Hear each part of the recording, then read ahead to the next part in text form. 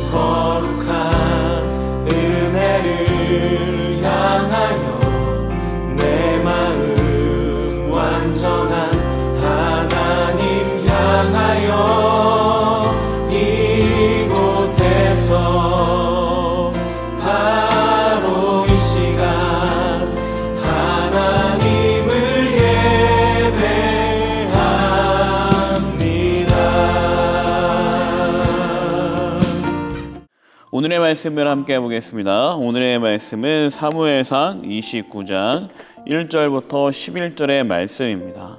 우리 이 말씀을 함께 잘 읽어보겠습니다.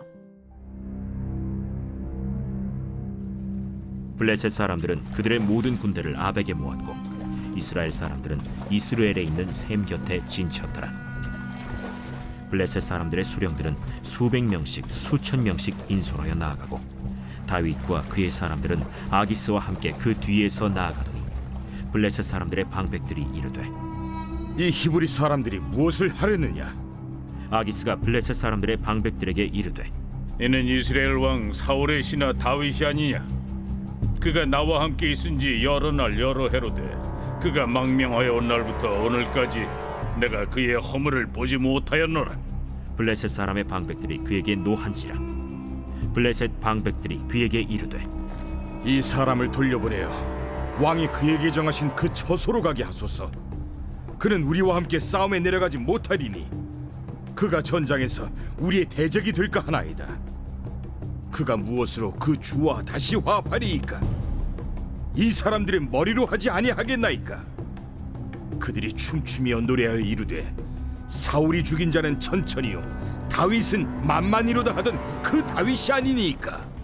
아기스가 다윗을 불러 그에게 이르되 여호와께서 살아계심을 두고 맹세하노니 내가 정직하여 내게 온 날부터 오늘까지 내게 악이 있음을 보지 못하였으니 나와 함께 진중에 출입하는 것이 내 생각에는 좋으나 수령들이 너를 좋아하지 아니하니 그러므로 이제 너는 평안히 돌아가서 블레셋 사람들의 수령들에게 거슬러 보이게 하지 말라.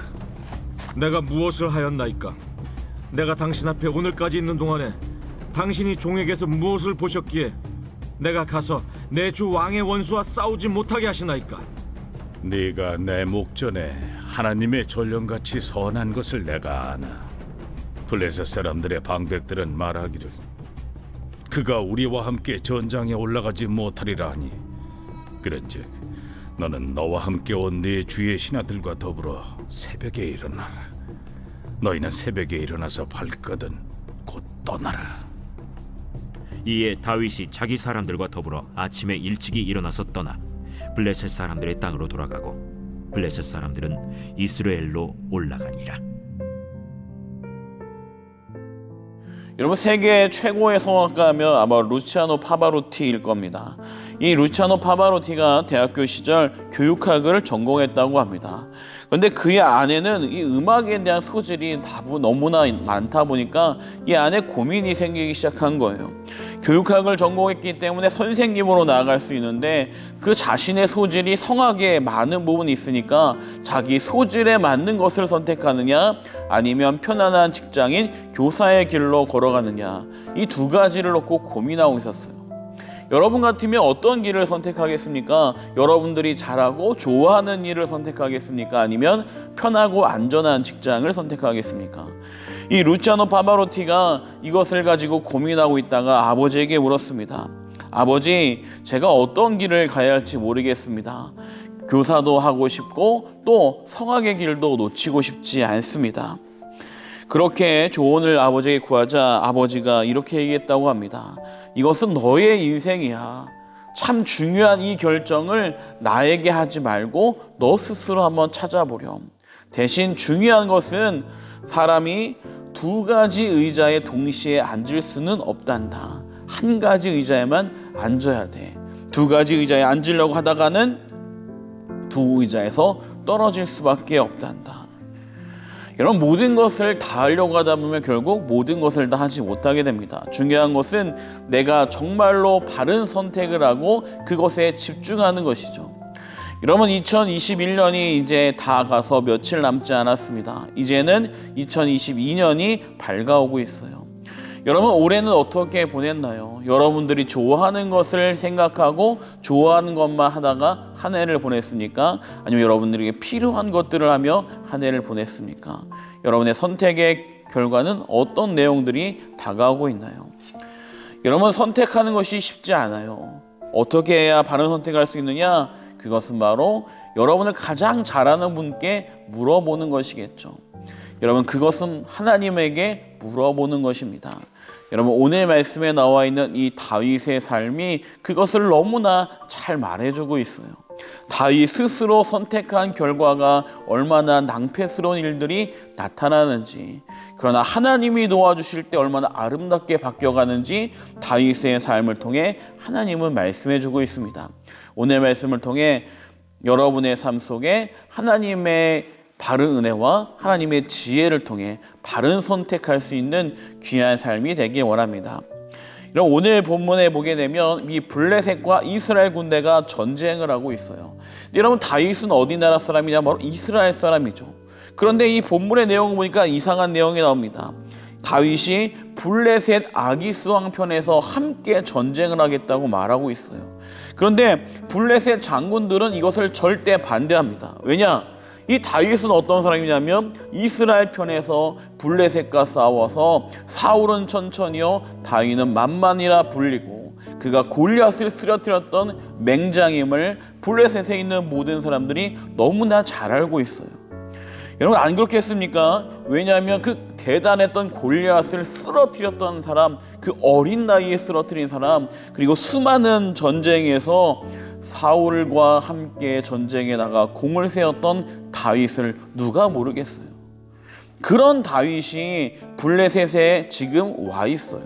어떻게 이렇게 돼 있을까? 그 이유는 무엇이냐면 바로 사울왕이 다윗을 시기해서 다윗을 죽이려고 계속 쫓아다니니까 다윗이 피하다가 너무나 지쳐서 선택한 것이 무엇이냐면 바로 블레셋으로 망명하는 거예요.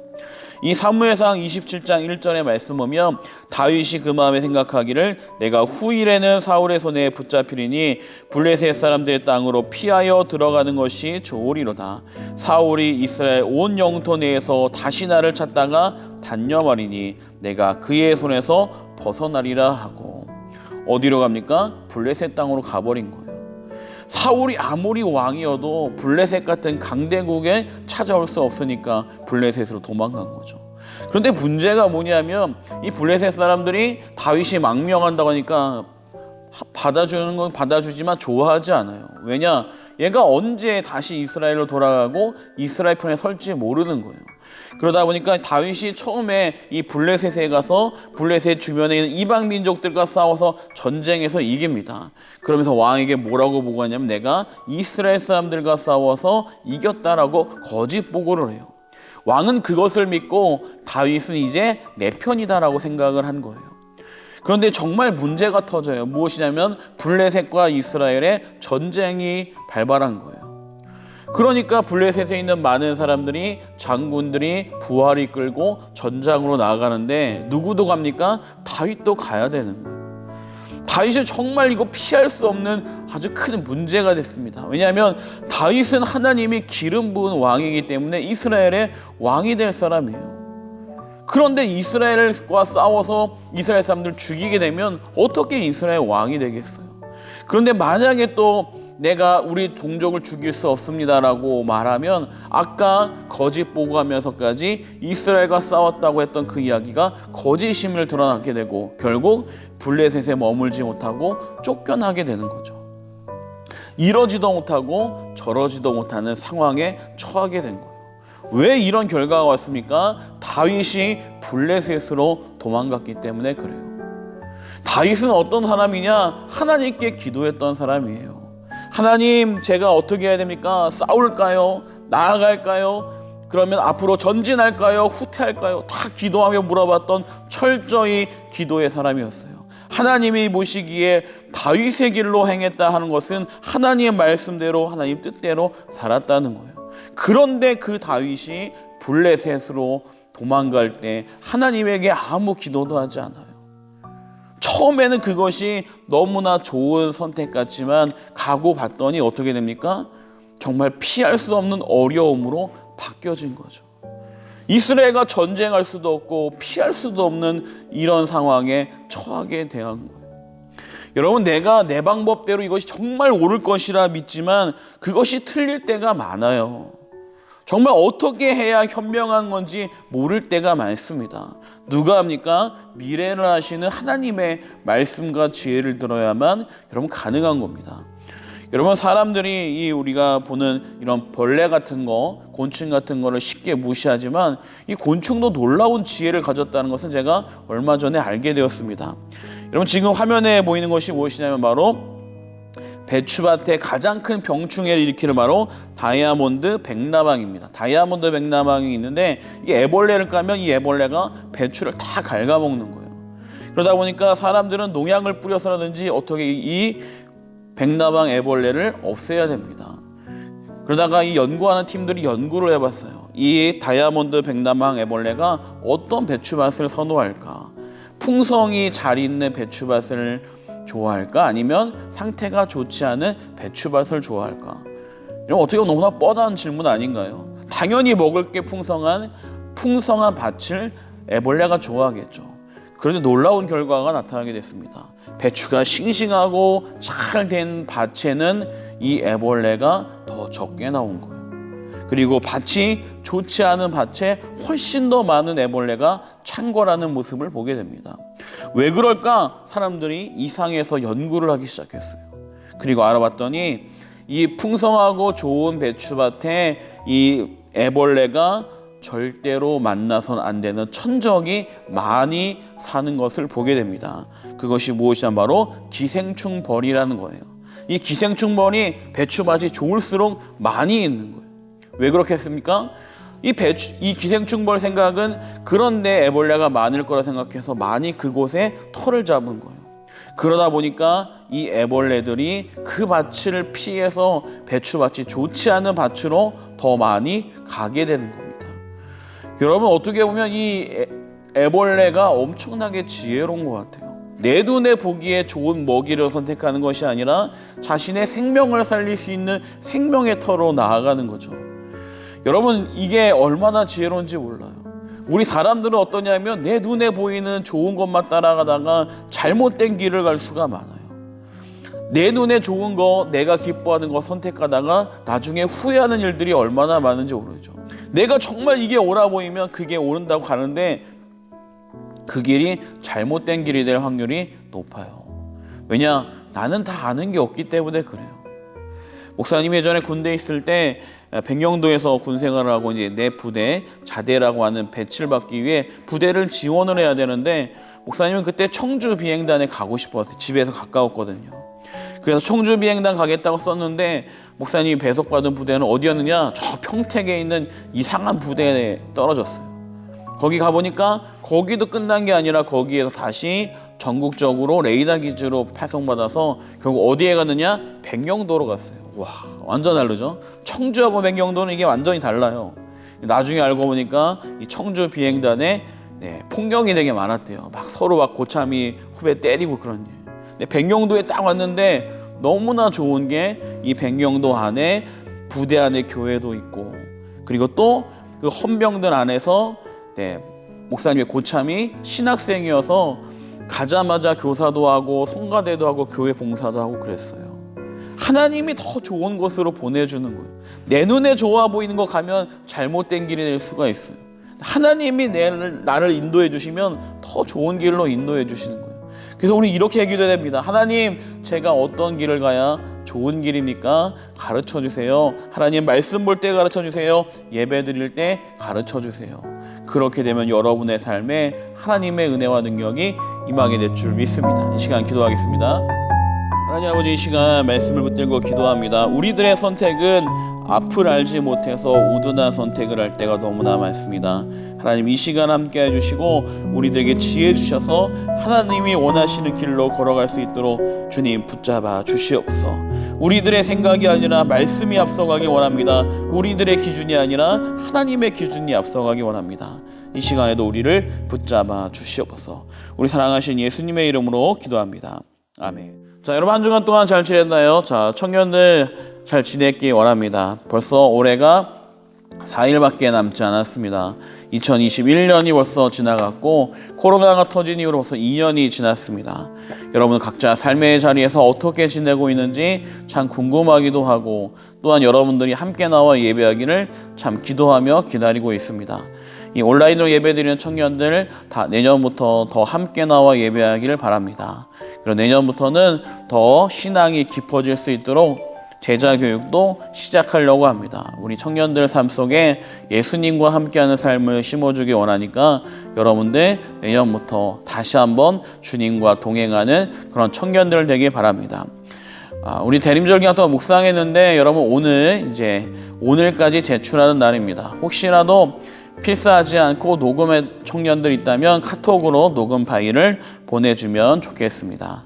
자, 우리 시간 또 건강하게 잘 지내고 다음 주에 만나서 우리 함께 예배하길 바랍니다. 오프라인 예배는 항상 주일 오후 1시에 여기 지하 1층 예배실에서 진행합니다. 우리 모두 함께 예배드리길 바랍니다. 이 시간 주기도 하겠습니다.